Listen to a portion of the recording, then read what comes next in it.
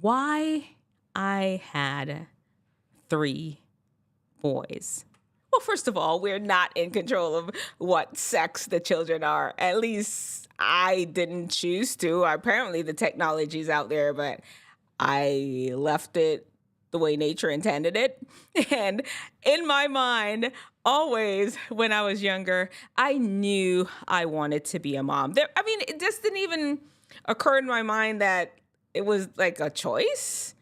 To me, it was just like, that's what you did. You're a woman, you grew up, at some point you got married, and at some point you had kids. Like, isn't that what everybody does? And that's what I was thinking. At some point, I was going to get married, and at some point, I will have kids. Now, what I did have plotted out in my mind was I wanted 5 boys. No girls.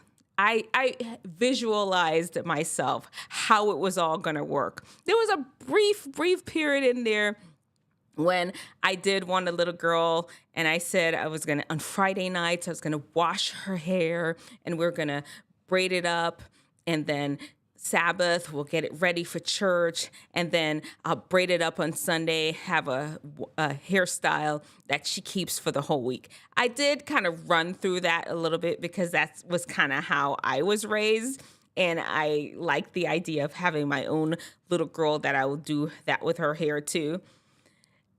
That lasted a short time. After that, I was team boy. I wanted 5 boys, and I pictured that they all would be like in a singing group together. And then guess what I ended up with? I ended up with 3 boys. I started off having my kids a little later in life. And, I had 1 boy, and then 2 years later, I had another one. And almost exactly 2 years later, I had another one. And by then I was 40. And I was just like, you know what? I'm done. I tempted fate 3 times and won. And when I say tempted fate, because I had them later on in life. I had my first child at age 35. It's a little late.